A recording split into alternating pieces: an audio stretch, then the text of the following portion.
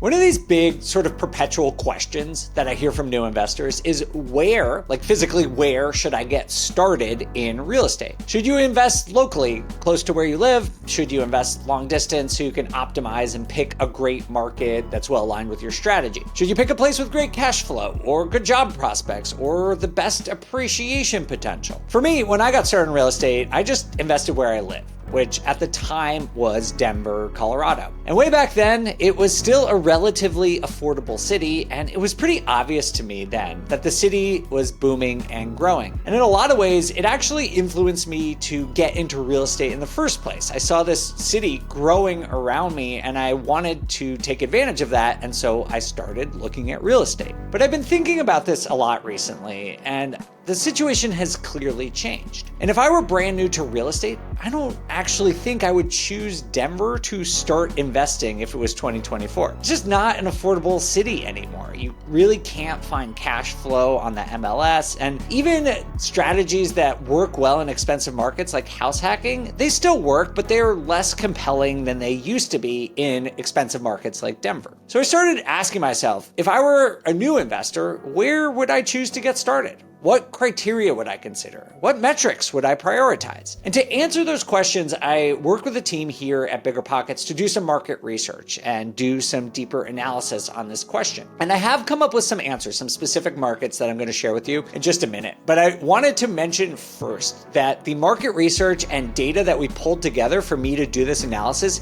is available to all of you completely free. If you just go to biggerpockets.com/where to start for free, you can download all the information that I use to make these decisions. It's got information about price points, rents, economic growth, job prospects, all sorts of cool stuff that will help you identify some markets where you may want to start investing today. But as I said, I've done some analysis too. I'm going to share my findings with you. And in addition to just telling you the markets, I'm also just going to talk through how I use the market research tools from BiggerPockets so you can do the same thing for yourself. So first things first, let's talk about the variables. These are the metrics and the things that I look at to decide which markets may be a good place to invest. And I'm going to start with 4 metrics that I think are good regardless of whether you're a new investor or you're an experienced investor just looking for the next market to invest in. The 4 metrics that I'm going to talk about right now are 1, an affordable price point, 2, a solid rent to price ratio, 3rd, strong economic growth, and 4th, a good balance of supply and demand in the housing market. And there are plenty of other metrics, but these basics are the one I recommend you understand with at least to start. So first, let's just go over them. An affordable price point obviously matters because you want to be able to afford properties, but also you find, generally speaking right now, that markets that are more affordable have the better potential for cash flow. And when I say affordable, I mean under the median home price for the United States, which right now is about $420,000. So I'm targeting areas that are, have a median home price of somewhere between probably $250,000 and $350,000, which obviously is still a ton of money, but relative to the national average, that is on the more affordable end of the spectrum. The second metric is a solid rent to price ratio. This is a relationship that measures how much rent you can generate for the price of a property. The higher, the better. And so if you can get something at 0.6 or 0.7 on the average for the market, that's generally pretty good. And you'll see I target markets that have that.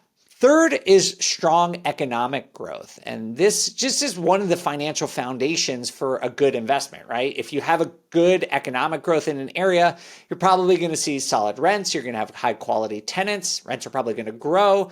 Property values are probably going to grow. You'll have less vacancy. So those are, you definitely want to see good economic growth. And you can measure that in a different way. I personally like to look at the unemployment rate, total job growth, GDP expansion. I'll show you all that in just a minute, but you can measure economic growth however you want, but I highly recommend just finding one metric that you can at least look at and say, hey, the economy in this market is growing, it's flat, it's going down, whatever, when you're making your analysis. The last one is a good balance between supply and demand. And this is looking less at the fundamentals or the economics of the city and more what's going on specifically in that housing market. When there is a lot of supply relative demand, that usually means that prices are going to be flat or decline a little bit. That's when you're in a buyer's market. creates a good buying opportunity, but you might not see the appreciation you would see in other cities. Meanwhile, if you have too much demand for supply, you're going to be operating in a really competitive market where sellers have all of the leverage and you're probably not getting great deals. And so I like to find a place that's in the middle of where it's a good, healthy housing market where you can negotiate and good deals are still possible, but you're not competing against tons and tons of home buyers that are going to drive up prices. So those are the 4 metrics that I always want to look at. And those are all in the data set, by the way, which you can check out. But the next step in my analysis, I sort of decided to split my analysis because I was thinking which market I would choose. It really depends is if you want to move to a new market to prioritize real estate investing or you want to invest long distance. And there's not really a right answer here. I know some people who maybe are younger or single, don't have family, don't have as many roots put down, may want to prioritize finding a great market and moving there because real estate's really important to them. That's great. I'm going to show you some markets that would be ideal for that scenario. Other people probably want to stay put and they want to invest long distance, and I'll show you 3 markets for that I think I would consider as well. So first things first, let's talk about the long distance investing. That one I think is a little bit simpler. So if you want to invest long distance, let's say you live in a high price market on the coast or whatever, and you want to just identify a place where you can have your money go a long way and start building a solid portfolio. The 3 markets that I chose are 1, Tuscaloosa, Alabama, 2, Syracuse, New York, and 3, Lubbock, Texas. So here are the things that I really like about these markets. Number 1, super affordable cities. So Tuscaloosa, we have $220,000 as the average price. Syracuse, $236. Lubbock, Texas, just $209. So that's about half the national average. So these are much more affordable markets than places like Denver or on the coast or whatever. Second, they have strong rent to price ratios. All of them are between 0.67 and 0.69. Just so you know, the national average for rent to price ratio is about 0.5. So these are considerably better, which means that finding cash flow in these markets are going to be a lot easier. The third thing I like is that they all have strong economies. So all 3 of these markets have unemployment rates below the national average. Right now, the national unemployment rate's in the low 4s, I think it's 4.3%. But in Syracuse, it's 3.8%. In Lubbock, Texas, it's 3.2%. And in Tuscaloosa, it's 2.4%, which is one of the lowest I've seen in any single market. And so when I look at all these things together, they represent strong markets that I would consider for investing long distance. Now, you don't have to pick these 3 markets. I just looked at some of these criteria that I was talking about earlier: price point, rent to price ratio, a good balance of supply and demand. And I said, hey, these all sort of fit my bill. Before I started investing in anyone, I would do much deeper research. You can do that with the data set I was talking about before. You should talk to partners in those areas. You should probably go and visit if you can before you start investing in any of these markets.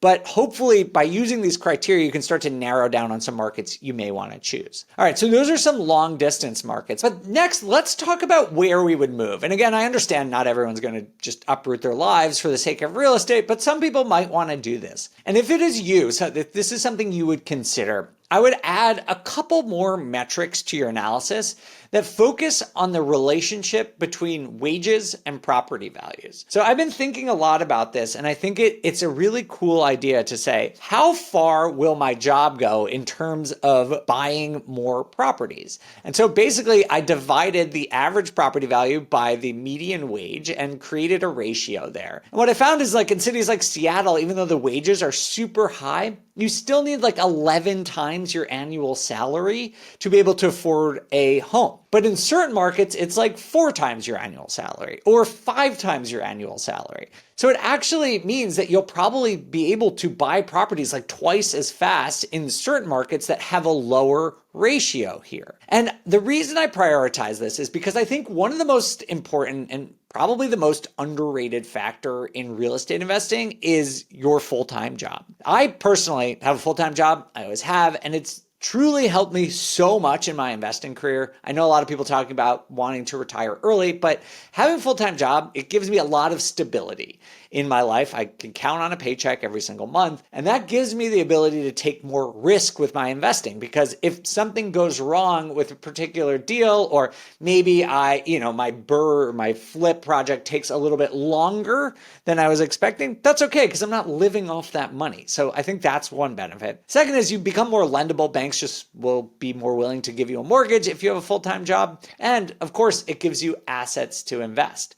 So again, I'm just doing this analysis as myself. So if I were choosing again where I would move to invest, I'd want a place where I could grow my career alongside my investing. That is what's worked for me. I recommend it to a lot of people. Not everyone wants to do that, but that's what I would prioritize. I also this is my personal preference, I look for places that are big enough to have a considerable job market, good quality of life, airports, that kind of stuff, because I want to live in a nice place. And so the three markets that I chose when I created these criteria are Oklahoma City, Oklahoma, Pittsburgh, Pennsylvania, and Huntsville, Alabama. Now, all of three of these markets meet the criteria that we were talking about before. So those basic criteria of being affordable. So for example, Pittsburgh is about $219,000.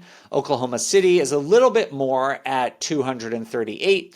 And Huntsville is the most expensive on our list at about $310,000, but still like 30% less than the national median. So that is really good. When we look at the rent to price ratio, only Pittsburgh has what I would say is like a top level rent to price ratio at 0.67. So that's similar to the three I mentioned earlier. But when we go to Oklahoma City, it drops down to 0.57, which is still okay. And when you get to Huntsville, it's actually around the national average at 0.48. Now you might be wondering why I would do this if the rent to price ratio is not as good. And again, it's really up to every individual investor to sort of weigh which metrics are the most important to you. But if I were moving to a market, I would really want to look for a place where I had a great career. And Huntsville is a really, really good job market. If you don't know, there's a lot of aeronautics there, aviation, NASA has an office there. So there's a lot of high paying jobs. And in the data set, we actually did the percentage of high paying jobs. And what you see is in Huntsville, the percentage of high paying jobs is 37%,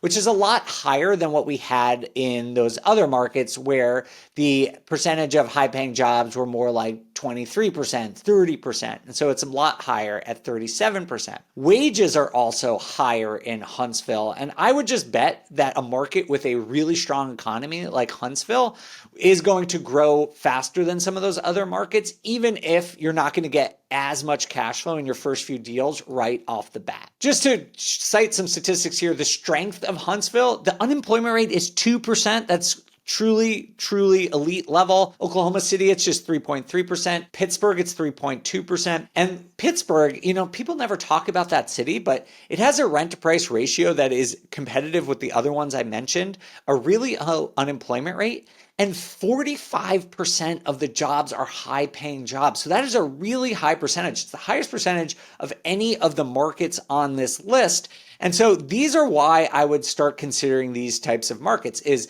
they have the right fundamentals that we were talking about before, but also have really good jobs where you can increase your income and you would have more money with which to invest in a really good market. So at least that's how I would like to think about it and how I would weigh the different metrics when picking a market to invest if I were starting over in time and picking a new market to invest in. But I would love to know how you evaluate it and weigh the different variables here. So download the data set. It's completely for free. And then let me know in the comments below what market you would choose and why you think it's the right place to start investing. That's what I got for you guys today. Thank you so much for watching. Make sure to take advantage of this great free resource that we have for you at BiggerPockets. I'm Dave Meyer, and I'll see you soon.